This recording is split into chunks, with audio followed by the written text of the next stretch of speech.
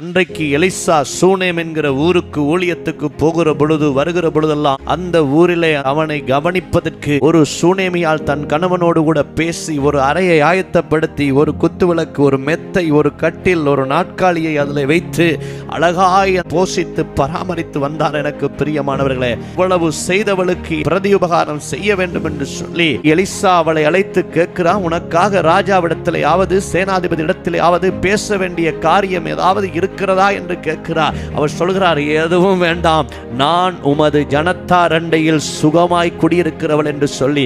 எனக்கு பிரியமானவர்களே, அவருடைய வாழ்க்கையில பாருங்க, கணவன் மனைவியாய் இருவராய் வாழ்ந்து வந்தார்கள். நீண்ட நாட்களாய் குழந்தை பாக்கியம் இல்லாத சூழ்நிலையிலே நிற்கிறாள். ஆனாலும் அவனுடைய குறைவை எலிசாவிடத்திலே சொல்லவில்லை.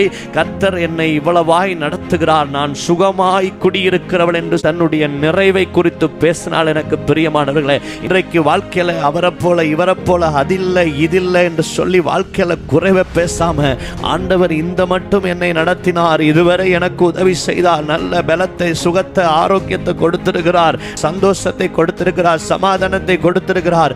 ஆண்டவர் நமக்கு கொடுத்தவைகளுக்காய் கர்த்தரிடத்துல நன்றி சொல்லணும். இல்லாததை குறித்து பேசாம இருக்கிறத தேவன் நமக்கு எவ்வளவு தந்து இந்த மட்டும் எங்களை நடத்தி வந்தீரே என்று கர்த்தரை ஸ்தோத்தரிக்கிற பொழுது நம்ம வாழ்க்கையில என்ன இல்லையோ அதை கர்த்தர் நிச்சயமாய் நம்முடைய வாழ்க்கையில கொடுக்க வல்லமை உள்ளவராய் இருக்கிறார்.